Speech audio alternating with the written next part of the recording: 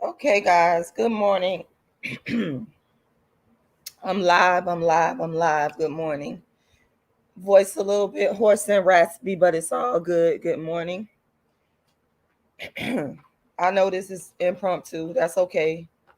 The dark skin activist is here. Happy New Year. And this live is going to be meant for whoever is meant to reach. Because I told y'all one thing about me. I make videos and I do things when something speaks to me. I don't make moves or talk or speak on anything if it don't speak to my heart and soul. I just don't operate like that. I got a feeling in my heart and soul. And this morning, this subject of marriage, which is this subject of bringing black men and dark skinned women back together, is heavy on my heart. It's always been that way. I mean, I mean the whole dark skinned activist movement that I started. That was the entire reason for it. And I know I'm finna make some folks mad, but I guess that's what I do best. I make these motherfuckers mad, but I don't care about that. I care less about making people mad. In fact, you need to be mad.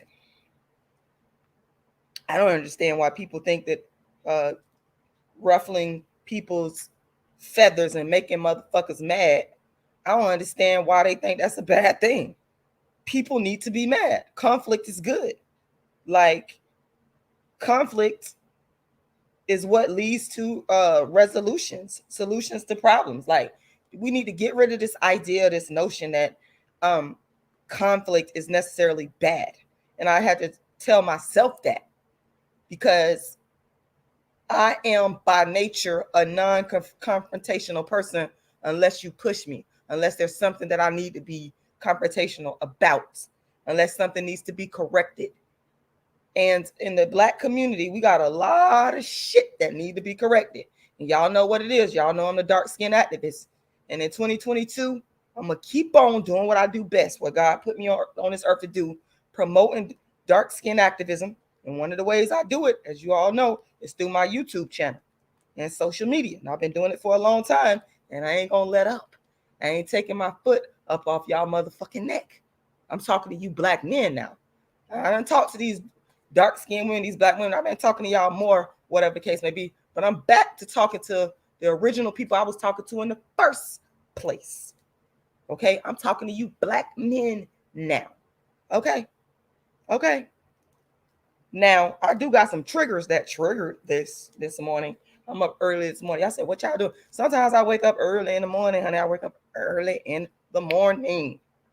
I woke up this morning and I made my green juice. Yes. For those of you that don't know, I've been a vegan for a very long time, and I like to take care of myself. And in 2020, we had the start of a new year, so Anyway, talk a little bit about that, but um, and sometimes I can be all over the place, but I mean it's my life, you know. I'm here just to talk my heart. Uh, there's no format. It's just me on here talking sometimes. Um, I've been a vegan for like 10 years now. And I want to say shout out to the black man in my life that inspired me. Because I got to be honest, it was a black man in my life that actually inspired this veganism, like the journey to it, vegetarianism and all that stuff.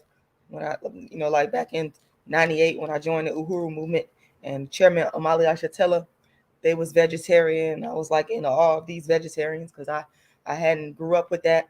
But my father, who was in the Nation of Islam for 30 years, he didn't eat the pork, but he wasn't a vegetarian, but he didn't eat the pork. But that was, like an introduction into, it was slowly taking me there. And then I, went on to meet, black male, um, in vegetarians and vegans. And I was like inspired by that because, you know, I like to take care of myself as a dark skinned black woman. I realized I had to do that. I couldn't, I couldn't afford to not do that being dark skinned because motherfuckers try to make your life miserable on earth as a dark skinned black woman. So you got to gain every advantage you can, every inch you can. And one of the things I said, I'm gonna take care of myself. And so I eventually became a vegan around 10 years ago. It was really around like 2012, 11, before. the birth of my daughter, Lauren. Shout out to Lauren. Shout out to Raheem, my son. And there's levels to veganism though, and any vegan knows this. Like you got the junk food vegans, okay? Like I like sweets, the vegan goodies. You go it's this one store I like in St. Pete. Man, they got the best vegan cookies. Like, man, it's off the chain. And this other store, they got like a delicious vegan bakery. Like, it's really good. But you know what? You could be vegan and unhealthy now. You can be vegan. I told y'all there's levels to this. And so I'm always competing with myself to make Rashida better. I done talked about that before, and I told you dark-skinned women what y'all got to do in 2022. You got to compete with yourself. Don't be out here competing with these motherfuckers. Fuck that. This is your life. You only got one of them. Compete with yourself. You're your biggest competitor. So I'm always competing with myself to make myself better. So as I begin to understand more about the vegan diet and the levels, you got these beautiful, wonderful, angelic, God-like raw vegans. Yes, I assign a high value to the Black raw vegans. Shout out to the Black raw vegans out there. I adore y'all because of the discipline. That's really what it is. These people have got into a level of discipline that's like unmatched in a society where you're encouraged to go to fast food restaurants, and you're encouraged to go every event. You got to be cooking and eating all these big meals that are unhealthy for you, that ultimately lead to, if you're on a standard American diet, ultimately lead to bad health. And in the Black community, we got all these other ills that's coming into our community. Health is one that we could actually control. That's why I'm in awe of the Black raw vegans.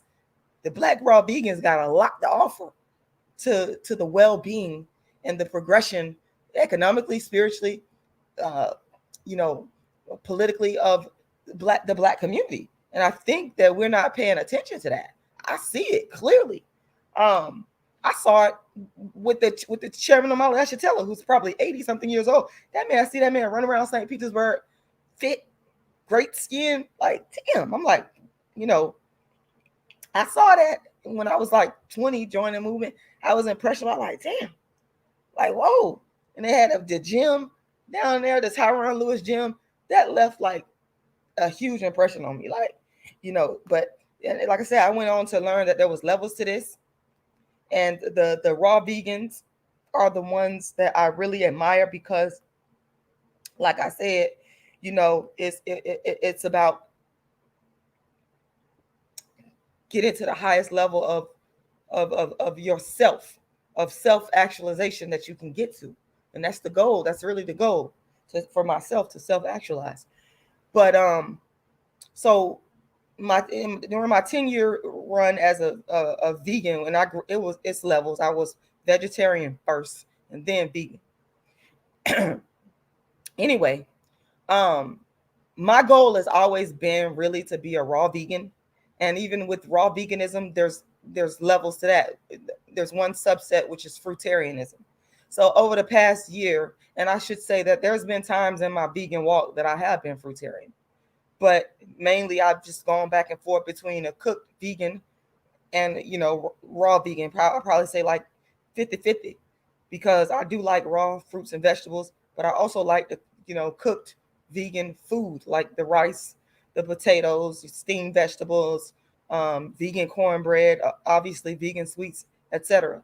But I moved towards fruitarianism because fruitarianism, if you go and do your research, fruitarianism is a really healthy way of eating, and I really like the way I feel when I'm on fruit. And in 2021, I had started this transition from just basic veganism to fruitarianism, and just increased my intake of fruits like at an all-time high. And I remember when I ran the Atlanta Peachtree Road race back in 2019, I was fruitarian. I ran that whole race on fruit, and I started training like, I want to say about 3-4 months before the race, and I think the race is July 4th, and I was fruitarian the whole time. So that was in 2019. So I already knew like the benefits of fruitarianism, especially as it impacts athleticism. And that's the thing that a lot of people don't realize. Like, that fruit, fruitarianism is very powerful. So 2021, I said, you know what, let me just up the ante on my fruit. And that's what I've been doing. My diet probably has been, I say 75% fruit. Like I say probably from September all the way on down to December, with the exception of November, because I had to kind of go back to regular veganism because I had surgery on my back and these people stuck this thing down my throat. So when I started eating fruit in the month of November, my throat was burning like hell because of the acid in the fruit. And so I had to get off the fruit for a minute. But then once my throat healed, I went right back to the fruit. So anyway, I'm heavy on the fruit. And I say 75% fruit, 25% other. But that's what, and of course, when I say other, it's all vegan. Don't get it fucked up. We don't do meat over here. Okay. We don't do red meat over here, and all the we don't do the dairy stuff over here. So it's gonna be all vegan. But my goal in 2022, which I feel like I'm at a good place with the fruitarianism, because it's like clockwork. I'll go make fruit bowls and just that's what I eat. And they said it feels so good. So this morning I got up and I like green juice. Like I'm a big fan of green juice. I've been drinking green juice for years, literally. So my green juice, everybody got different types of green juices that they make but for me, my go-to green juice is kale. It's usually made out of kale and lime or lemon. That is it. That is all. And kale is a acquired taste for me, that developed over years. And it's not about how it tastes. It's really about the health benefits of it, because a lot of people will taste kale and be like, oh, this tastes nasty. And I'll admit it does have an earthy taste that has to grow on you. But that's why I use the lime and the lemon. And I still don't really like kale like that, but I damn sure like the benefits of kale. Okay, so that's my go-to juice. Now sometimes I might throw some other stuff in it, but basically, good morning, Sir Uncle Buck.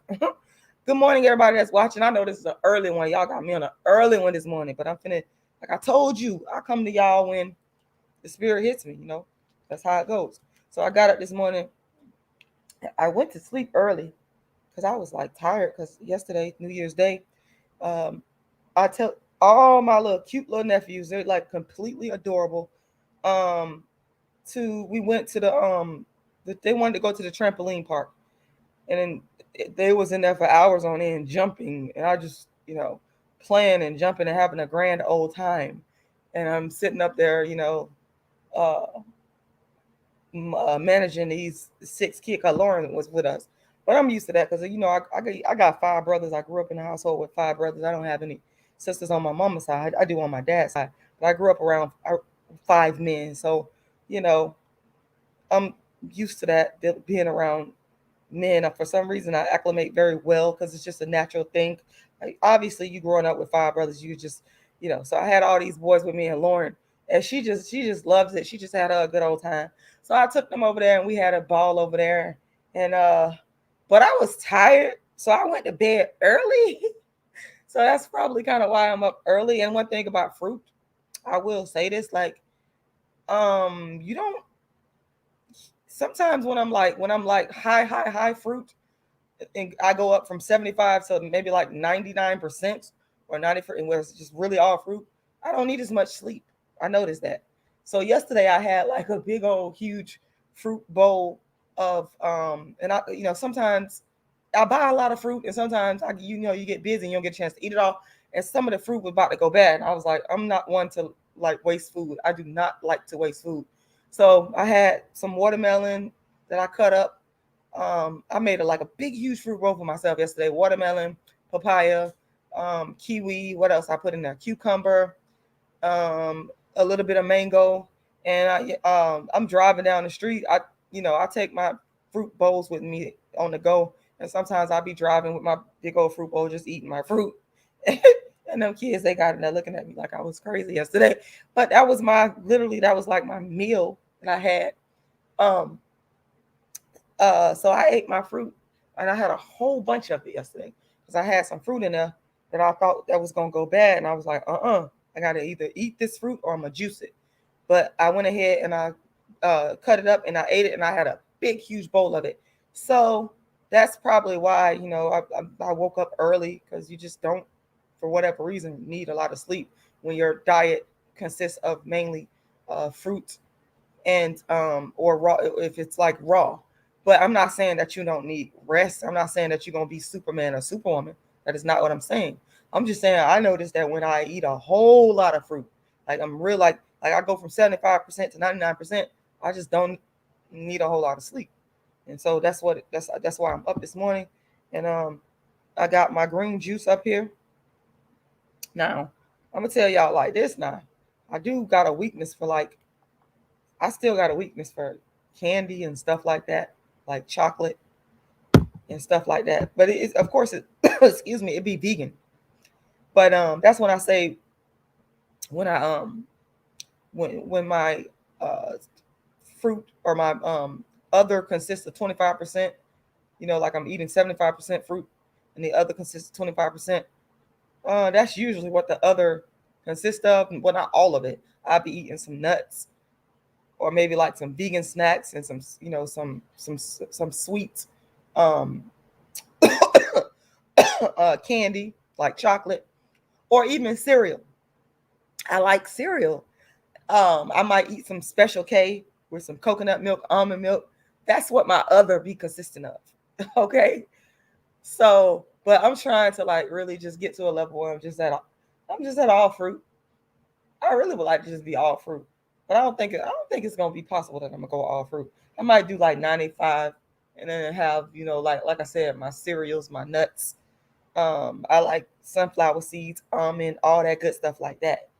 So anyway, I got up this morning. I made my green juice. I got my green juice, my second um, glass of green juice I'm on right now, and that green juice make me feel so good, like mental clarity. Just it makes me feel better drinking green juice. I don't know why I always feel good mentally drinking green juice. Y'all, go figure. Whatever.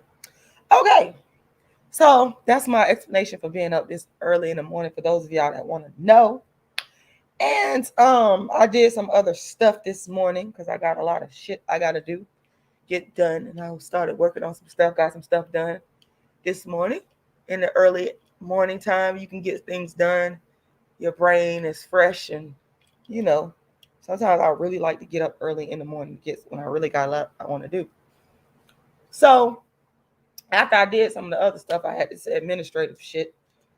Um, I watched a unsung on, and this is kind of what triggered this live today, because I get so disappointed, y'all, when I see that the black men, like the black musicians that I grew up liking, and I grow up and I see them with non-black women. That is very disappointing and disturbing to me.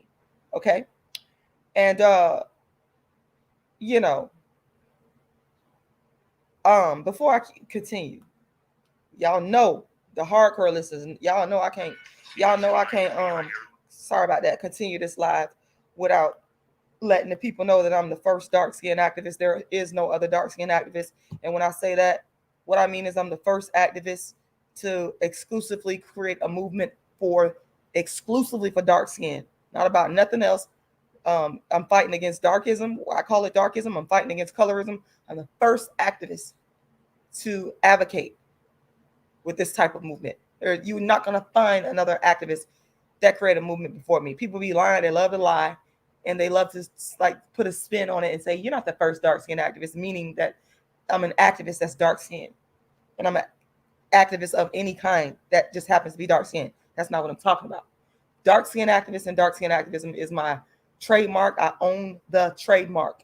I created the phrase out of my brain. I like for black people to give the same respect that they would give to a white entrepreneur, that, for example, the founder of McDonald's or Walmart, etc. Those people have trademarked the name Walmart, McDonald's, Nike, their brands. It's no different with dark skin activism and dark skin activists. Anyway, I started the movement in 1998, and it was started because I wanted, one of the main objectives was to bring the black man back to dark skinned black women in balance, and to understand why was I being treated differently because I'm dark skinned. You know, That was my burning question. I wanted to understand that. And, you know, that's what really triggered dark skin activism. And so it's a lot of things that always run through my mind when I look at things in hindsight, especially from my childhood. I look at it through the eyes, an evolved eye, and an eye that's understanding now, that's not a child, but I can look back and reflect. But let me finish giving my introduction. That's right. Got to give y'all my introduction. So, dark skin activism started in 1998. It consists of me writing books and plays and doing darkism talks. This is a brand new lane, never created before, about only dark skin and colorism. So my books include Darkism, 25 Ways Dark Skinned People Are Discriminated Against, A Dark Skinned Woman's Revenge, which I have a book version and a play version where I play 5 different characters in my one-woman show called The Dark Skinned Woman's Revenge. And the show has been on tour since 2006 on the Dark Skin Activist Tour. And I'm self-producing. My other books include Token Dark Girl, the It Dark Girl of the Moment, How to Be the Hottest Dark-Skinned Chick on the Planet, which is the first motivational book for dark-skinned females, A Dark-Skinned Girl's Triumph, the Rashida Strober story. And all my books can be found on Amazon, or you can go to my website, which is darkskinactivist.com, darkskinactivist.com. And you can find my books. You can even get a free ebook copy of my book, Darkism, if you go to my website, darkskinactivist.com. So in 2010, I brought the first colorism channel to YouTube. I went viral for calling out Kendrick Lamar's Darkism in 2015, subsequently being made Donkey of the Day and going viral to millions of Black people around the internet masses of, the world. And as a result of that virality, Black people, they began to understand that talking about colorism was a thing. They didn't realize that before I introduced dark skin activism to the internet masses. But a funny thing started to happen. I was criticized by a lot of Black people, death threats, calling me names, everything but a child of God, But in the aftermath, Black people copied me. It's all facts. Dark skinned women, light skinned women, black men, dark skinned, they shitted on my name. They called me everything but a child of God. But they looked at my videos, they went to my website, read my books, they studied me, and motherfuckers stole. And I was watching Ray Parker Jr. and he's what spurred this, his Unsung, and he talked about how one of his songs that he wrote, basically the people that there was people that behind it, they said they were going to credit him and they stole. So that's what Black folks has done to me. There's all kinds of intellectual property theft that people engage in, and it's no different from what happened with a musician, or it comes in all kinds of forms and facets. But dark-skinned Black women, light-skinned Black women, they're starting to talk about colorism now, and it happened because of me going viral in 2015, and from me building a movement that dark-skinned Black women frankly didn't give a fuck about talking about dark skin. They didn't want to. They were embarrassed. They didn't know that it was a thing. Black men didn't even know that it was a thing in terms of speaking about it in the form of a movement. They didn't know. And they began to steal and copy my work after criticizing me. And so that's how you get the colorism speak and talk on social media. Now, these heifers ain't going to admit to it. They're never going to admit to it. But that's why I'm here to tell my own story, and I write my books, and I always give my introduction, because if I drop dead today or tomorrow, I want people to know about the legacy that I created and how colorism became a topic online. It came through me. That's a fact. And it's sad that Black people got to steal from each other. It's real sad, but that's what it is. In fact, I'm still working on my book called Inventing Dark Skin Activism, the Rashida Strober story. And in this book, I'm going to detail the plagiarism of dark skin activism. I might write 2 chapters on that. 3, whatever the spirit, leads me to do. All right. So you can, like I said, y'all can go to my website, darkskinactivist.com, darkskinactivist.com, and learn more. my website, my Cash App, my PayPal, and my GoFundMe. They're all in the description on any one of my videos on YouTube. Or you can go to my website, darkskinactivist.com, and you'll be able to find my Cash App, PayPal, GoFundMe. And my Cash App, by the way, is $ Rashida Lala. Once again, $ Rashida Lala. Okay, so let me get into why I made this video and what inspired it this morning. Like I said, I was watching the Unsung. I love Unsung because I like them. I like stories about our people, and I like to see from the origin of whence a thing came that is created by any human being, but the black story. So I like Unsung, and this morning I saw Unsung after I finished all my other stuff that I wanted to do. I said, okay, let me watch this. Ray Parker Jr. Because Ray Parker Jr. He my mama age. I realized he was born in 1954, and I remember my mama is like a Pentecostal Christian now, but my mama be fronting because how I know all these 80s songs. Like I was a child in the 80s. I remember my mom listening to all this music like Lionel Richie, Billy. She would deny this stuff now because she say I'm a Pentecostal Christian, and she would call it. She now calls it devil music, and as she began to get into the church and stuff, she'll say I ain't listening to that devil music no more. But she gonna have to explain to me how do I know all these songs from the 80s, and my crushes was people like Billy Ocean with his handsome dark skinned self. He older now, and I like older men. I was like Billy Ocean is like so fine to me with them dreadlocks. Oh, and he could just sing. I'm like, oh my God, this man and his ballads, his love ballads. I like people like um Ray Parker Jr. Love him. My mama liked him. Hold on, y'all. What is going on? My phone is messing up here. Get off. I don't want to hear all that. Anyway, Ray Parker Jr. I thought he was like so handsome. I know, y'all. I was like a young impressionable girl, but I would see them and I would see their album covers because it was album covers back then. My mama had big albums and all that kind of stuff, and and you would see their pictures, and I was like, oh, he's so cute. And then sometimes I'll be able to watch like a music video if I would go to a relative's house that had cable. You got to see people like, oh, Lionel Richie. I had a crush on him for like the longest. Hello, is it me you're looking for? Cause I wonder where you are, and I wonder what you do. Are you somewhere feeling lonely, or is someone loving you? Tell me how to win your. Okay, let me stop. And I like I'm gonna tell y'all one person I really love is um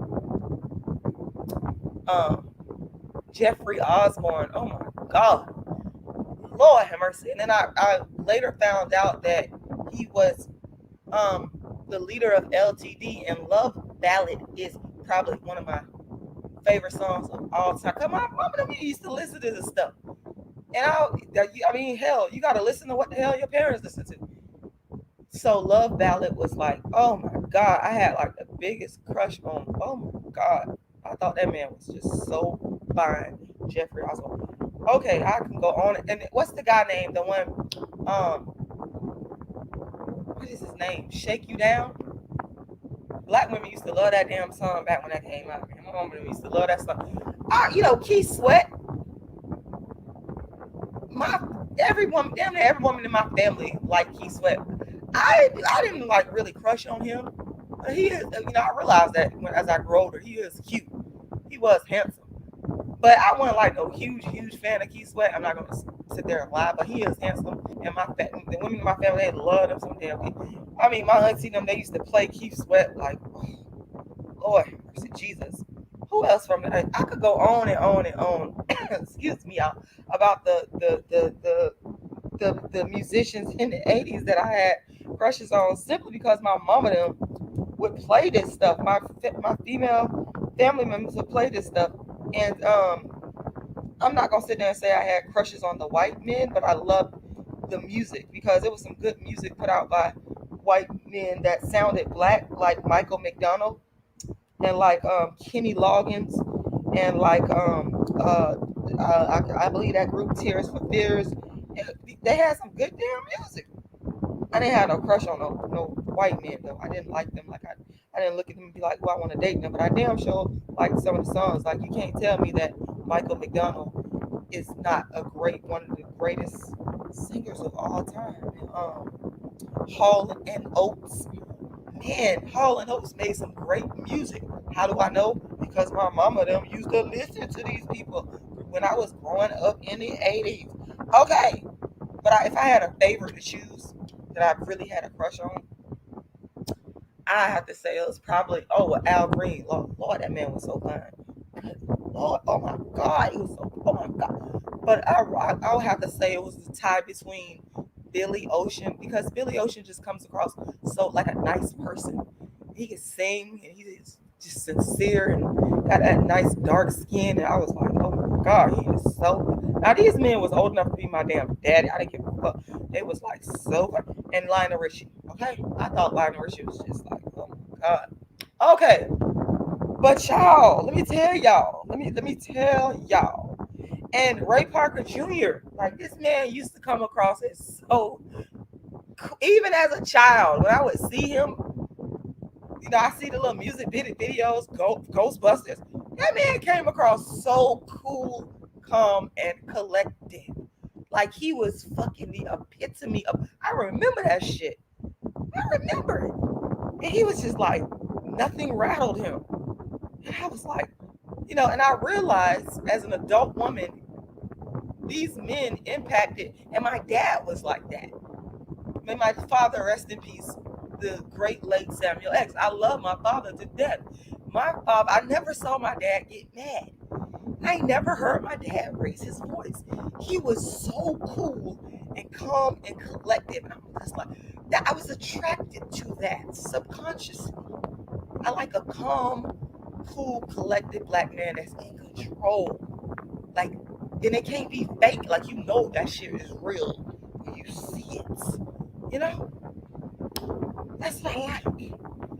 And y'all, the reality that hit me when I grew up. The reality, y'all, that hit me when I grew up. Good morning, food, vibes, nature, and herbs. Young Still Teachings. Good morning to you. I see you on here. I took my glasses off. So my vision is very blurry and bad. I've been wearing glasses since I was in like, 6th grade, 5th grade. I've always had bad eyesight. But sometimes these doggone glasses, they hurt my face, so I take them off. So I couldn't see the chat, but I put my glasses on and I saw y'all in there. I want to say shout out to you. Good morning. And good morning to everybody that's in the chat. But I grew up liking all these men. And some of them just fucking disappointed me when I realized that some of y'all don't like dark-skinned women. Some of y'all are not married to dark-skinned women. Some of y'all ain't even married to black women. And it was like the shock of my fucking life as a female when you come to the realization as a young lady. In your brains, you still developing and you developing your worldview and your outlook, and you start to grow into yourself, and you're like, I think it probably really hit me in terms of an intellectual understanding, because it is first it's emotional. It's an emotional. You see this band visually and they singing good, and your heart is like, oh, I like this song. You know the lyrics to the song, and you like, Kool in the Gang too. I can't leave them. I used to love her, some motherfucking Kool. The lead singer, oh my fucking God. The lead singer, that was my favorite. That man was so fine to me. God, good Lord. The fucking lead singer of Kool in the Gang. Oh my God. Anyway. Okay, I'm just being honest, y'all. I can't help it. Like this is the 80s stuff, the sound, and some of the 70s came in there because my mama was born in 54, so she came of age in the 70s. So I'm liking the music she liked, and of course Stevie Wonder, As is one of my favorite songs. As heard that song over and over and over and over and over growing up. And Stevie Wonder, his what black person don't like Stevie Wonder? Like, what the fuck is wrong with you if you don't like Stevie Wonder? But Stevie Wonder did have a dark skinned wife. a beautiful dark-skinned wife. Okay, now I'm not. Stevie Wonder is not, and I know he can't see. I know he can't see, but I will. I got to admit that Stevie Wonder, okay, he is not a darkest, even in the fact that he can't see. He had a gorgeous dark skinned wife named Sarita Wright. Sarita, that was his first wife. And she had this beautiful angelic voice. And she was singing on that song, If You Really Love Me. Oh my fucking God, that's one of my favorite songs to this day. And you know, you grow up and you research your favorite singers growing up. And you know, Stevie Wonder has had lighter skinned wives over the years, but his first wife, Sarita Wright, if y'all go Google her, that woman is like she could sing. He collabed with her on a song called "Spinning Around." Oh my God, that's one of y'all need it, man. Fire! Stevie Wonder is a fucking genius, a living legend. I fucking love that man. But my top, okay, my favorite singer of all time is Donny Hathaway. Donny Hathaway is just like he's just like, I don't got no words to describe how much I love Donny Hathaway. Who he passed on, committed suicide. That's the story. But and Layla Hathaway is in my top five. His daughter, she sounds almost like him. A favorite singers of all time. But Donny Hathaway is number one. Of course, Stevie Wonder is in my top five. Um, but Donny Hathaway is so special. If you don't know who Donny Hathaway is, man, listen. If your motherfucking ass don't know, listen, I'm taking your black card. I think he's most popular for the Christmas song. This Christmas. His voice is like just smooth and velvety. It's like chocolate. I love chocolate. Beautiful. I mean, I don't have no fucking words. Sometimes there's not enough words in the English language to describe how much you love the work of someone. I think my favorite Donny have to be young, gifted, and black. Oh my fucking God. Someday we'll all be free. What else? The Ghetto. Everything is everything. I think that's where Lauryn Hill, who's in my top five of favorite artists of all time. I think it's safe to say that Lauryn Hill's song "Everything Is Everything" that came from her 1998 Miseducation of Lauryn Hill, which is fucking the greatest female album. She's brilliant on the note. There's just not another female artist to me that's greater. Sorry, y'all can hate. I don't fucking care. Lauryn Hill is next level, but everything. Donny Hathaway had I think that album came out in '70. It was called "Everything Is Everything," and I think that Lauryn Hill probably she's a brilliant musician. I think that she probably, you know, based that song, her song "Everything Is Everything," off of Donny Hathaway's "Everything Is Everything," and I love them both. Extension of a Man, love, love, love. Oh my fucking God, Donny Hathaway is just, to me, there's no musician that's greater than Donny Hathaway. Sorry, y'all. I need to see the Donny Hathaway movie. I want the fucking movie. I want the fucking movie. And it better be a motherfucking dark-skinned man. I said it better be a motherfucking dark-skinned man. I'm going to say it one more time. It better be a dark-skinned man that played Donny Hathaway. Okay? It better be a dark, because I will have a fucking hissy fit. Okay? Okay? So yeah, okay, I'm going off on tangents here, but I'm going somewhere with all of this, y'all. I'm going, but I just gotta say, you don't know fucking music, black music. You don't fucking know black music if you don't know about Donny Hathaway. You just go fucking sit down somewhere. I don't even want to fucking hear from you. If you don't know about Donny Hathaway, I'm completely done. Okay? I don't give a fuck how popular you are, how famous you are, and we live in YouTube age today with these motherfuckers with their mediocre fucking talent and they just so happen to be able to take advantage of the internet masses. But you motherfuckers, if you don't fucking know who Donny Hathaway is and you black, just I just have no words for you. Like I won't even talk to you. Like I'm done. Anyway, let's move on. Negroid Grove, Ebony Knowledge.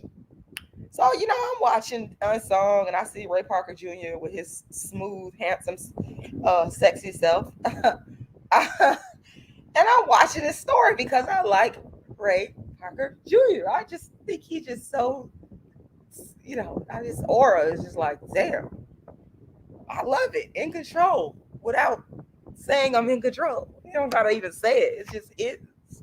And I'm watching it and they get to the end, y'all, and I was like, I did not know this man did not have a non-black wife. And it just made me so sad. Just like I was sad when I found out about Lionel Richie. And he had a dark-skinned wife, but divorced his dark-skinned wife and got a light-skinned ones, non-black ones. And it's so many of them. Like with the Jacksons, you see them, you like, what the fuck? Their offspring, you wouldn't even know. These men show up on the red carpet, they show up to events, and they be black, and they got all these biracial kids running around. You're like, what the fuck?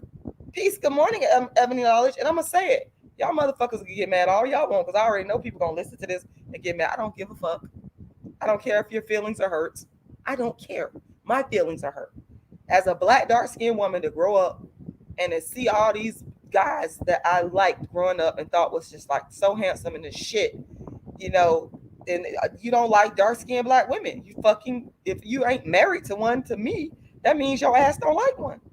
You fucking don't like one. And because popular culture has such an impact on these boys, black boys, in terms of who they date and marry, and y'all can sit there and pretend that it don't, but social media is a part of popular culture. It's impacted that. So these boys grow up and they monkey see, monkey do. Monkey see, monkey do. And that's why I'm here to say, I want to say thank you, Ray Parker Jr. I still like you. And I like your music. But it's very upsetting that you did not marry a dark-skinned black woman. I do have a fucking problem with that. I have a problem with that. This man took, these non-black women, these white women, they're taking, and black women have argued this point before, the black women before me. Now, I ain't gonna sit here and say, I am the first dark-skinned activist, but I'm not dishonest like you motherfuckers that be stealing from me on YouTube. I'm not gonna sit here and say that there wasn't dark-skinned women or black women before me that have complained about the black men getting rich and taking their money out to the white women and non-black women. I'm just in the next generation and of where I clearly see that this is happening, and it's happening now, and I'm talking about it now because it's still going on. And I'm just looking like, what the fuck? I'm looking like this black man. Now just think about this. Now let's put this all in perspective. And while we're putting this in perspective, I'm always going to encourage you guys. Make sure y'all go and hit my Cash App. $Rashidalala. Once again, it's $Rashidalala. Once again, my Cash App is $Rashidalala. And make sure y'all like the video. If you can't donate, at least like the video and share it. Like everybody that's watching, make sure y'all like the video. That's a form of helping me out. But as I put my Cash App in here, and as y'all go to my donations, to go to the Cash App to donate, consider this. Just you got to think about how black women feel. For black women that may not understand it, or for a non-black woman that may not understand it, or for anybody that just may not understand, well, why the fuck is you worried about who this person dating? You just don't have any feeling, or you're not understanding a black woman, a dark-skinned black woman, as a human being.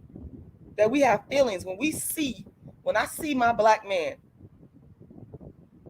that's not with a black dark-skinned woman, that shit pierces my motherfucking soul. And I'm not like these black women that have accepted the shit because the society say you love who you love. I don't want to hear that bullshit. That's the shit. That's the excuse they make up. They come up with all these goddamn excuses to get black women comfortable with motherfuckers trying to take their men away from them. I'm never going to be comfortable with that. No, I'm a shout and scream to anybody that will listen. You can't buy me off. You understand? You can't, you know what I'm saying? You can't, there's nothing that you're going to be able to do to change how I fucking feel. You're not going to be able to change that. Motherfuckers be so frustrated with me because they want me to change. Bitch, I'm not going to change for you. I've been uncomfortable for years as a black woman at the bottom of the run, been called black and ugly, this, that, and the third. As soon as I come and speak my dark skin shit, you motherfuckers get so in your feelings. I'm glad you're in your feelings. You know, I'm actually happy I make motherfuckers upset. I'm glad I make people mad. At first, I didn't realize it because I was just talking my shit and people were getting mad at me and I wasn't really paying attention. I didn't give a fuck. I just need to get this out. But I'm fully conscious of, you know, I make motherfuckers mad with what I say. Good. You need to be mad. You need to be upset. You need to be fucking mad. You need to feel it. You need to feel it. You need to feel what the fuck I feel. I need to make you feel what I feel. You need to understand my hurt, my pain, my deep hurt and my pain that goes all the way back to slavery. Of my man, a society that's teaching, you're literally teaching my man, encouraging my black man to not date and marry me. Bitch, I got a problem with that. I ain't finna say, and if you a black woman, a dark, and you ain't got, something is wrong with your motherfucking ass. They done got you. They got your ass real good. Cause some of these females, they get y'all asses. They fool y'all into believing. They brainwash you into believing. They propagandize you into believing it's okay. It's love who you love bullshit. You're not gonna get me like that. I'm not weak. I told you, bitches. I don't know why people look at me. Maybe it's the glasses, or you know, in my everyday life, it's a quiet demeanor. Bitch, you don't want to fuck with me. I'm not that bitch. I can show you better than I can tell you, and I'm just trying to let you know. So I'm warning you. But you have to go off of my actions. I've been doing this shit for a long time. Nobody has brought me any evidence to turn me against my black man and to turn me against the fact that it is the black woman and the black man that should be together. You ain't brought me a strong enough logical, factual evidence that should not be the case. In fact, I continue to see the destructive nature of this propagandization of anti-black man, anti-black woman that has impacted our community. I see the opposite. So why the fuck would you think that I'm going to give a fuck about how you feel? I'm not sparing nobody fucking feelings. And the ones that understand the mission, you good. Your feelings ain't going to be hurt. You're good. You're secure because you get it. You understand where I'm fucking coming from. You fucking understand where I'm coming from. You know that what I'm saying needs to be said, and it needs to be said unapologetically. I'm not going to fucking apologize for hurting your feelings. I'm not going to water my shit down to make you feel good. I'm not doing that. Black men, you need to come back to dark-skinned black women in balanced numbers. Ray Parker Jr., I'm very disappointed in you. You should have all the wealth, all the intelligence, all that is being passed down to a non-black woman that already has motherfucking privilege. From this black man that came from black people, that came from humble beginnings. He said his father was working class, which is incredibly respectable. I believe he said his father worked at Ford for like 40 plus years. You know, these black men and women that be producing these children, and you know, you have the best in the brightest, no pun intended with this brightest thing, that it's like the brain drain. You know, it reminds me of that when some people talk about in the scholar world, the brain drain in terms of African, coming from Africa to different parts of the world to study, and then you know, they don't come back to Africa to use that human resource. That's what they become, to build up Africa. They stay where they're at and to develop and build their own personal wealth. Those resources can be taken, human resources, back to Africa and build up Africa. That's exactly how it is, and what I see with black men who don't marry dark-skinned black women in particular. I'm always put the focus on dark-skinned black women. That's what the fuck I do. You mad? That is your problem. And you know, it's so selfish of these people that get upset with me for saying, hey, black man, bring your ass back to the dark-skinned black woman. That's where you're supposed to be. You know that's where you're supposed to be. You already know that anyway. You know exactly what the fuck it is. Don't think for 1 minute that these black men, I don't give a fuck who your motherfucking ass married to. Your ass know where the fuck you supposed to be on a deep conscious level. It's just that some of y'all, I get it. Some of y'all born and bred under racism and white supremacy. It's we got a lot of casualties. But my job is to come in there and shake that shit up. That's why I'm the dark skinned activist. That is my fucking job. That is my literal job, is to come in here and talk my shit to people like Lionel Richie and say, Lionel Richie, why did you leave your dark skinned wife for this mixed race woman? Why did you go and give all your wealth and resources? Dr. Dre, why did you go and marry this non-black woman? Who else? We can call out a lot of black men that have done this fuckery, this bullshit. It is the ultimate form of fucking betrayal. When a black man don't marry a dark-skinned black woman, I said when the black man don't marry a dark, and a lot of y'all are going to be offended. I'm so happy I'm offending people. Y'all have no idea about the happiness that it brings me to offend you motherfuckers. Because I got black men that's sitting back listening to me with their non-dark wives. I'm talking to your ass. I had a black man that told me this. I've been listening to you for years, Rashida. I sit back. He told me some other things when he listened to me. I ain't gonna get into that, but I already know what you black men be doing. I know what it is. And see, with me, I ain't got to do the other shit. I'm not the Instagram twerker. You ain't finna see me on here doing that. I don't got to do that. I don't have to do that. I don't have to do that. To the jealous women out there that's they can't understand because they view me as being black and ugly and they be upset and mad. I had bitches come in my inbox mad that they whatever, and I have to tell them, look, I ain't got nothing to do with that. I'm doing my shit over here. I can't control who look at me, but I respect. But I got all kind of little problems that come along with this shit that I don't be saying nothing about. But I had this black man, he already told me the deal. I watched you for years and da da da da da. And he told me the type of black men that be watching me is the ones that be married to the non-dark skinned women. And they sit there and they watch me. They watch me with love and hate. I already know. I already know that. I don't give a fuck. Because you need to hear what I'm saying. You need to feel guilty about laying up every night, about, because marriage is partnership, about giving all your assets to a non-black, non-dark skinned woman. You motherfuckers, let me tell you, it's betrayal. It's motherfucking treasonous. It's treasonous. And any dark-skinned black woman that does not understand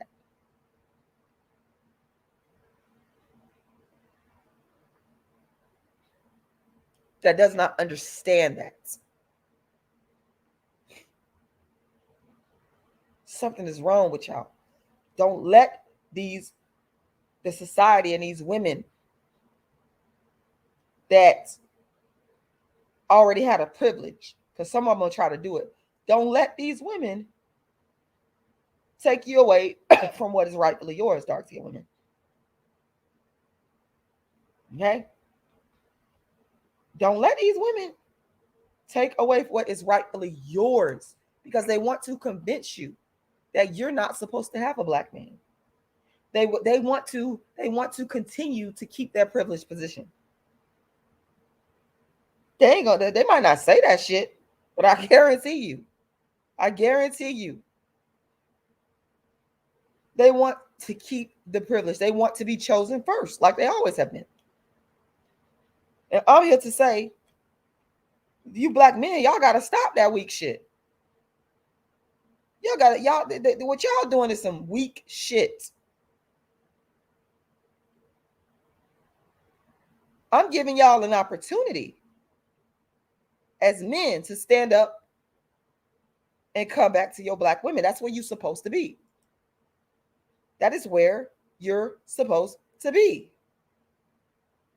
And you know it. That's what I'm trying to tell y'all. Deep down inside, these men know that what they're fucking doing is wrong. If I really wanted to just come out and give fucking names on these motherfuckers, but I ain't gonna do that. I had one of them. I had this one light skinned black man. I ain't gonna say your motherfucking name. I could put you on blast, but I ain't gonna do it because you came to me. You was all up on my page. That's what they be doing. Just like that dude told me. He said these black men with the light skin, none dark one, they be watching you. They be like obsessively. He was right. This one case in point. I'll never forget this dude. I ain't gonna tell everything your ass did. But you kept on inboxing me. You know who you are. And this guy admitted to this. He was like, you know what? I do want a dark-skinned black woman. That's what he said. This is about 5 years ago. He was like, he has a light-skinned wife. That's who he married. They had kids from her. But he was always on my page. I didn't know that man had kids. I don't fuck with married men, y'all. Let me be clear. That's not what I do. But I'm just saying, this man, this is what he was telling me, inboxing me.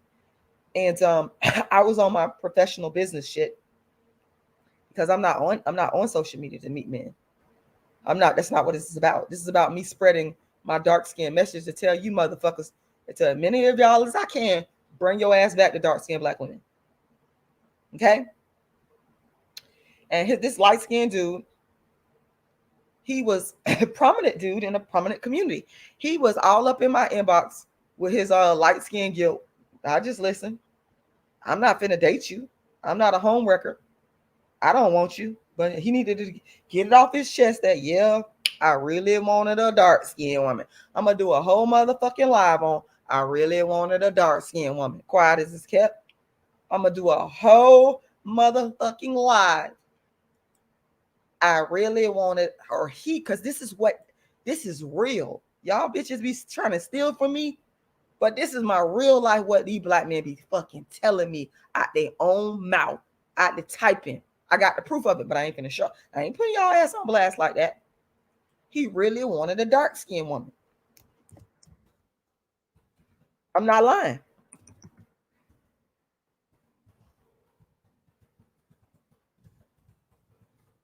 Yeah, this is what they told me. And I just sat back and listened because, I put this information out here. I'm putting the information out. And of course, there's times where I have to stop and I have to listen to what is being said. I have to stop and listen to the feedback. And that is what I do. And a lot of these black men have told me. Now there's a lot that have admitted to disliking dark-skinned women and hating dark-skinned women. And but there's also a lot that have told me that they really wanted a dark-skinned woman, but because of the societal norms, they felt the safe choice was to get with a non-dark-skinned woman. They wanted to play it safe. They didn't use their own. They didn't step into their manhood and be a man about it, because a real man gonna choose what the fuck he want. You're not gonna sit there and tell a fucking real man what type of woman he needs to fucking choose. A fucking boss. And when people throw around this fucking word boss all the time, but do y'all fucking really know what boss means? You're not gonna sit there and be able to tell a real boss what skin tone a woman to choose. He gonna use his own goddamn mind and he gonna do what the fuck he want to do. But unfortunately, we don't have enough of those around there. But what I could tell y'all is there are a lot of black men out there that really wanted a dark-skinned black woman, but their ass was too weak. Worry about what their boys gonna say. Worry about what the church gonna say. Worry about what their family members gonna say. And they went with the safe choice, even though that's not their fucking first choice. They're all facts. And again, I'm glad some of y'all motherfuckers mad, because let me tell y'all, these motherfuckers don't got no problem with denigrating dark-skinned black women and letting us know that we on the bottom rungs. So why the fuck should I spare y'all feelings? And I'm not even saying this out of like doing it for revenge. I'm saying it because it's everything I'm saying is the truth, number one. But these motherfuckers have no problem putting dark-skinned women in our place, telling us we ugly. They have no problem with that shit. They have no problem with making us feel bad. But all of a sudden, when a dark-skinned woman come out and tell y'all asses the goddamn truth, y'all so worried about sparing light-skinned women feelings. Y'all are so that shit pisses me the fuck off so bad. Why are you worried about sparing the light-skinned woman feeling when they've been getting the privilege of the man, the black man, for fucking years? Are you motherfucking crazy? But you want me to fucking censor myself, bitch? Fuck you. That's when the rage and anger and Rashida gonna come out. Don't try that shit with me. I will be fighting with these motherfuckers until I go into the grave. Because I'd rather fight for what I believe in what's right than to bow down and lick your motherfucking ass. That ain't gonna fucking, that's not gonna work with me. Licking the black race ass to make their ass feel good. Make these motherfuckers feel good. I ain't doing that shit. They got all the smoke in the world for a dark-skinned woman when she sit up here and she tell you motherfuckers point goddamn blank, I don't give a fuck about nobody's feelings, because you motherfuckers for years have not given a fuck when you was calling me black and ugly, bitch. And when I'm talking about me, I'm talking about the whole of black women, the whole of dark-skinned black women that's going through this shit. When you was treating me unequally, okay? When you was giving Cola Boo, talking about the black men in DC that was giving candy to the light-skinned little girls, but wouldn't give candy to the dark-skinned little girls. Okay, when your sons was picking the light-skinned ones, when they was wifing them up and, you know, making them motherfucking financially secure, bitch. When you black men was doing all that shit, I talked about Floyd Money Mayweather motherfucking ass, who I actually like. But I'm still gonna talk about you because you full of shit, Floyd Money Mayweather. I don't fucking like the fact that you don't really deal with dark-skinned women. That's a bitch motherfucking move on your part. And I say that with all due because I actually like him. I think he is so handsome. I think his father looks better than him. The black men are so handsome to me. Like, fuck. That's why I be so mad. Y'all bitches, we birth y'all motherfuckers. We the reason why you look good, bitch. We the reason why these non-black women want y'all. You know, if you look at Floyd Money Mayweather face, and I'm not talking about his money. Don't get it fucked up. I'm not even talking about his money. I'm talking about the way he looks and his demeanor and his father. Their facial features is just like, damn. I think black men are just like so handsome to me. Good Lord. And you giving all that, you know, you run around here thinking that because you got a light-skinned woman, you thinking you the shit. You bitch, you ain't the shit. It's the opposite. You the one that talked about your dark-skinned, I think she was your grandmother that raised you. But you couldn't marry a man. That's some weak shit, man. That's some fucking weak ass shit. How they try to divorce themselves completely from the dark-skinned black woman. How they run away. How they run away from the dark-skinned black woman. And how they flaunt that shit and they throw that shit and they've been throwing that shit in our face for years, but get mad at the dark-skinned activists. Bitches was so mad when I talked about Kendrick Lamar marrying or his light-skinned non-dark wife. When I talked about it, they were mad as a motherfucker. Bitch, I don't care. Years later, bitch, I don't fucking care if you're mad. I'm happy I made you motherfuckers mad. And I'll do it all over again. I'll do it. I would change a motherfucking thing, bitch. I feel the same way. I don't change up. I don't switch up, bitch. I'm consistent. What you see is what you get. That's why they mad. They be so upset. I don't think he have ebony knowledge, but he got all these light-skinned Erica was supposedly, allegedly, that's the only dark-skinned one I've seen him with. I could be wrong. I like to sit down and talk to Floyd and be like, why do you not marry and date dark-skinned black women? What's the problem? I would like to look him in his eye. What is the fucking problem?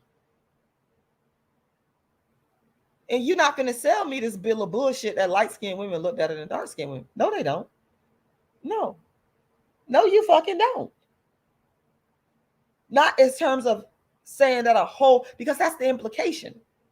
The implication is that light-skinned women on a whole, no matter what their facial features look like, no matter what their body look like, no matter what they hair look like, no matter how they smell, no matter how they keep, all that. The implication is that light-skinned women, non-dark-skinned women automatically look better than dark-skinned women. That's bullshit. That is bullshit. That is bullshit.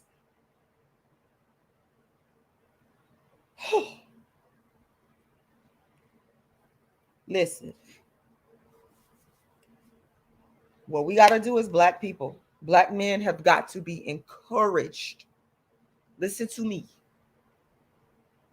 You got to be bold about this. I want to say don't be out here worried about sparing people's feelings. They never spared your feelings, dark-skinned woman. They never gave a fuck about your pain and your hurt and your insecurities. They never gave a fuck about your economic, how you had to fight for your economics, because they were busy wiping up and making sure that the light-skinned woman, the white woman, was economically sound. They didn't give a fuck about you. So don't fucking spare their goddamn feelings. Don't spare nobody, motherfucker. You deserve the best. You deserve to be married. You deserve to be economically well off, dark skin. They try to convince you that you don't because you dark skin. That's why they put these rappers out and entertainers out and ball players out with these light skinned women, because they trying to tell you subliminally, oh, you don't deserve this. Fuck that. Don't spare their feelings. Encourage your sons to marry a dark skinned Black woman. Now, she has to be a good moral woman. Now, I ain't say throwing out the morals and the ethics. That's not what I'm saying. Okay. I need you Black women, you Black men, to explicitly encourage your sons like I do mine. I tell them straight up. I don't give a fuck who don't like. I don't give a fuck. I don't give a fuck about your fucking feelings. I don't care. So if you don't think you're gonna come to me based on emotions, I don't care. You should be on board with me, light-skinned people, white people. In fact, you should participate in this. You should be, if you're a light-skinned man or a light-skinned woman or a biracial woman or a biracial man or a brown-skinned man or a brown-skinned woman, and you got dark-skinned sons, you should be telling your dark-skinned son, get you a dark-skinned Black woman. And I bet you the numbers will go up. I bet you things will change. And it will balance out. I guarantee it. Thank you, PDGAF. I see you in here. I appreciate you. Every Black man and Black woman needs to fucking encourage their sons to date. I got my nieces, I mean my nephews. Okay, I love them all equally. I sure do, and I would fucking do anything. There's light-skinned ones and there's dark-skinned ones, and I'll do anything in the world if I could do to help them have a better life. I sure would. But I'm encouraging them to consider marrying a dark-skinned Black woman. A dark-skinned Black woman. Let's say it with me. A dark-skinned Black woman. Say it with me. Don't that sound good? Because here's what has happened. The dominant society has been for hundreds of years encouraging Black men to marry non-dark women. They've done it through propaganda, through TV. So we got to fucking do the reverse. They get mad. That's why this shit is so laughable to me. They get angry because I'm sitting up and saying, encourage your Black sons to marry a dark-skinned Black woman, but you bitches have been encouraging your sons to marry non-dark-skinned women for hundreds of years. Get the fuck out my face. You motherfuckers are a joke. Get the fuck out my face. You motherfuckers are a joke to me. How the fuck you condone and sanction a whole motherfucking society of people that have been darkest and racist towards dark-skinned Black women by virtue of using the motherfucking media, using social media, using every fucking marketing method to encourage Black men to marry and date non-dark women. But when I stand up for myself and my dark-skinned daughter, bitch, you mad, fuck you. I'm talking to these motherfuckers, haters, because y'all the ones that just get under my skin. I just want to just look you in your eye and go in on your motherfucking ass. Spit that dark-skinned activist heat and fire in your motherfucking face. Look you in your motherfucking eye and break you down. Break you all the way down. And let you know what the fuck time it is. Dark-skinned women, it's time to take back our fucking power. And our power is in the Black man. It's time to take that shit back. And you can do it through your sons and your daughters. My daughter right now, One thing I love about Lauren, she talked to me. She tell me anything. She like this little, if she in elementary school, she like this little dark skinned little black boy. And she told me, we was talking the other day, she like, he reminds me of my dad. She sure did. I'm not even fucking lying. Her dad he tall, dark skinned. I don't like him no more, but I do give people credit if they good looking. That motherfucker is good looking now. I ain't gonna fucking lie now. That motherfucker pushes 60. And he looks fucking great. Shaka Zulu looking. I ain't gonna fucking lie. Now I don't want to my light skinned lover husband that I love so much. I don't want to be with him. I'm just giving this man credit. He is a nice looking black man. And my daughter, the boy she liked, she said, and she showed him to me. And sure enough, this little boy, he had a little nice little haircut, dressed nice. I was like, okay, Lauren, you got girl. Girl, you got some good taste, girl. Yes. Okay, you got to fucking put this in their fucking head. Okay, you got to put it in their head. Put it in the Ebony Knowledge. He just happened to be tall, dark, and handsome. I don't go out looking for it. I didn't go out looking for her. I'm not that type of woman that say I need somebody tall. I just need someone that I'm attracted to, and he got to be black, and I got to be attracted to him. That's it. I don't care if he's tall or short. That don't matter to me because I done dated men shorter than me. I don't give a fuck about that. Okay, but that's how my ex-husband looks: tall, slender, Shaka Zulu looking, track runner physique, good looking guy. He is. And alpha male, very intelligent, PhD, all that. Okay. And I see my daughter, she's very smart. Yes. Get you somebody that's patterned after your daddy. Okay. And she said, child, you on the right. Child, you got to implement this in their heads at a young age. I did the same thing. I told my son, straight the fuck up. When he was little, I used to get pictures of African black men and women together in marriages. I would show him all this stuff. Get you a dark-skinned black woman. Show did. Bitch, is you mad? Is you upset? Is you upset? I don't give a fuck. I don't fucking give a fuck.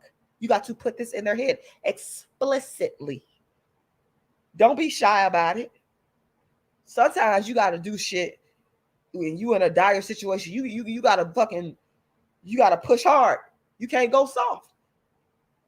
Because motherfuckers is trying to X you out. You got all these moves, all that swirling fuckery. I call it suicide and genocide. All that fucking divestment, aka suicide, genocide, all this fucking fuckery going around. So we got to up the goddamn ante. Shit. Ain't no time to be all nice about shit. Worrying about how somebody feel. Worried about if you're gonna offend somebody. Bitch, I've been offended since I was born. You weren't worried about offending me, calling me black and ugly when I was born. So that is what we got to do. Okay, that is what I'm advocating, and I'm going to tell y'all what is going to happen as a result of that. Y'all sitting up here thinking that simple-minded motherfuckers will sit there and say, "Oh, well, who the light?" This is what they don't say to me. Who the light-skinned women go marry? Who the light-skinned women go marry? This is what the dumb motherfuckers say to me. The fucking dumb motherfuckers. You're fucking just ignorant. And I'm just pissed. And I used to not get this pissed off at them. I used to have patience. But now I'm fucking angry when somebody says to me, I'm just going to be honest. When someone says to me, but who the light-skinned? I become very angry. I become very enraged. And every dark-skinned woman should. Because, it's just bullshit. You weren't worried about who the dark-skinned woman was going to marry. So while all of a sudden, you motherfuckers want to sit up here and ask me who, that ain't my motherfucking concern. Here's why. Because it will balance out. It will balance out. But it's just so goddamn selfish when a motherfucker is in the middle of trying to rid themselves of oppression, and you sit up here wanting to join in the oppression by talking about a group that is not even oppressed. You worry about a motherfucking group that's been top tier, bitch. Good Lord. Please do not ask me who the light-skinned women gonna marry. I'm not gonna lie, I'm warning you. I might become very enraged about that. It just depends on the mood I'm in. I might, if I'm cool, calm, and collective that day in a good mood, I might address it in a calm, intellectual fashion. I might. But I got to be honest. It fucking enrages me when y'all motherfuckers, you are so concerned about light skinned women, but not your fucking dark skinned daughters. I just want to just take my fucking backhand and slap the shit out of you. Of course, I'm not going to do that, and I'm not advocating about it, but it's just that I'm making a point on how it makes me feel when you do that. You're so fucking disrespectful to the whole of dark-skinned women that unstudied. And you motherfuckers know light-skinned women have been privileged. You know white women have been privileged. And you got the audacity to come in my face asking me who they gonna marry? God. Okay, y'all. I'm tired of talking. I have to admit it. When I get tired of talking, I'll just be like, okay, I want to get off here. I done said what I need to say. Okay. I done said, I am still anti-natalist, though. I see some people in here asking about, am I anti-natalist? Of course I am. I'm anti-natalist. Because the reason I'm anti-natalist is because, hell, I wouldn't have a need to be anti-natalist if dark-skinned people was treated right. What? I mean, come on.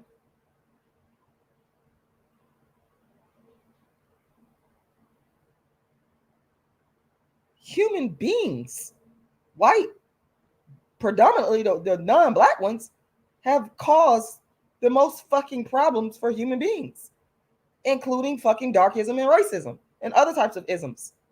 So as a whole, anti-natalism as a whole is applicable to humanity. I don't give a fuck what color. I think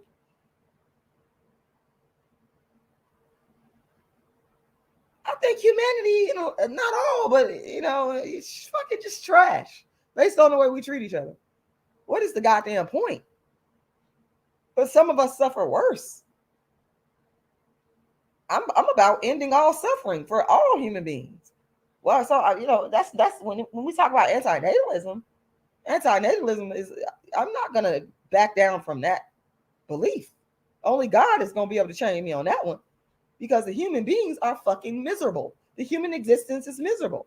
The human existence is, I don't give a fuck what color you are. We switching gears now because somebody brought up anti-natalism. I ain't just talking about dark-skinned people. I'm talking about all human beings. God damn it. All you got to do is look at history.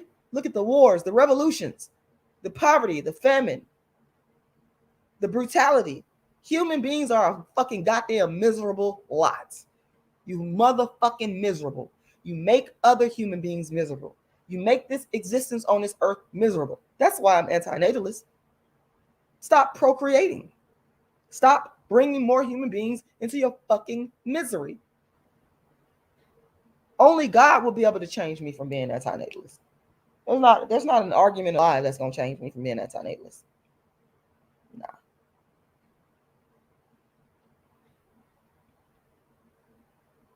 Negroid Grove said, Rashida, okay, hold on 1 second.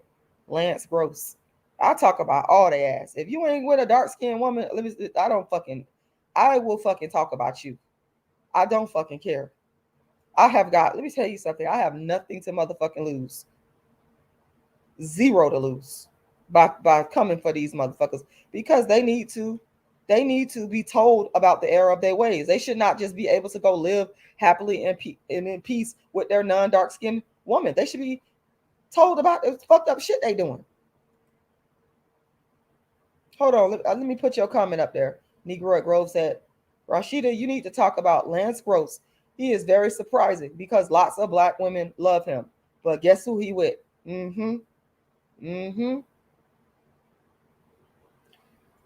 Ebony Knowledge says, well, the only issue with that is light-skinned people may have been more accepted by whites but treated worse within the black community at sometimes.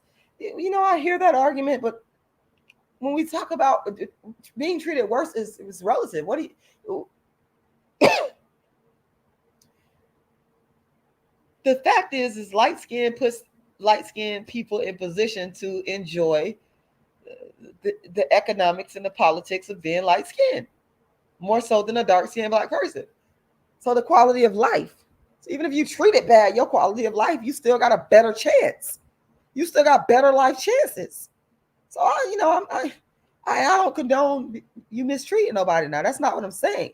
I'm saying even when we use that argument of light-skinned people being mistreated within the Black community, they still have better life chances than dark-skinned Black people. That's a fact. We can prove that one.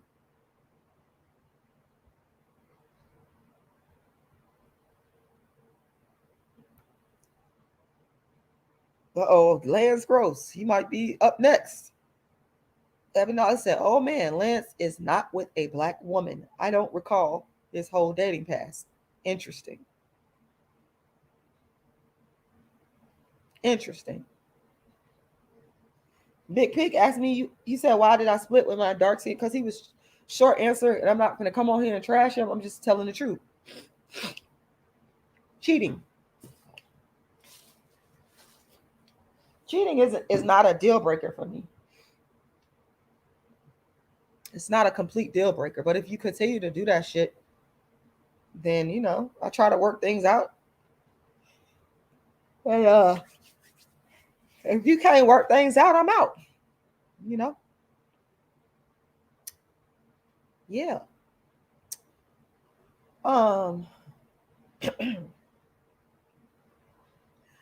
Yeah, y'all.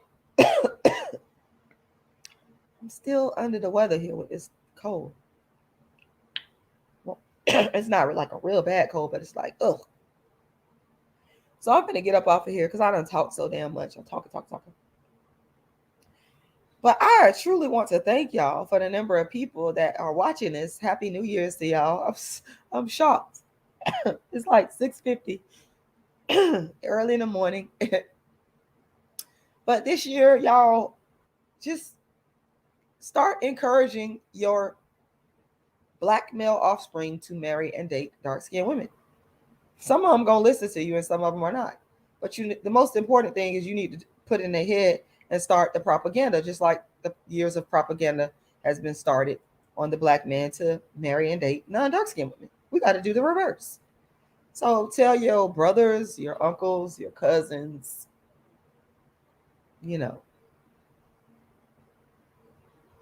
put it in their heads, especially the kids, that they should consider marrying a dark-skinned Black woman.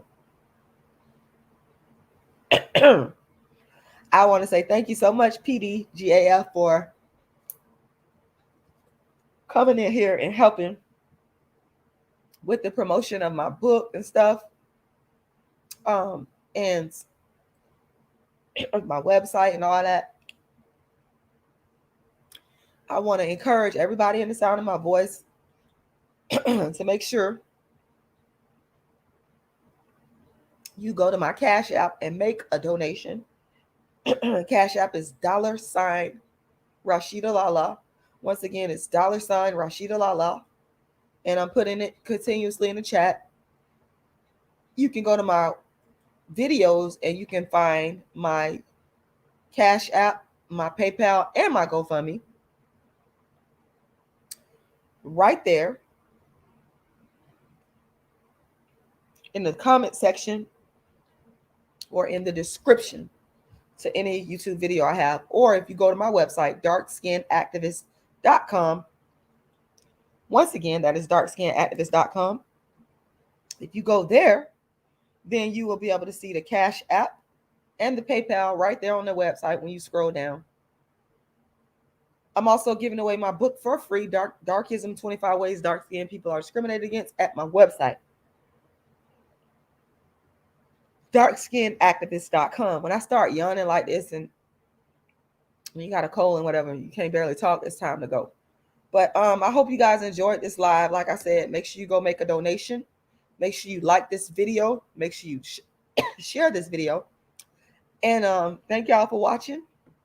It is Rashida Strober, the world's first and only dark-skinned activist. Once again, that Cash App is $Rashida Lala. Once again, $Rashida Lala.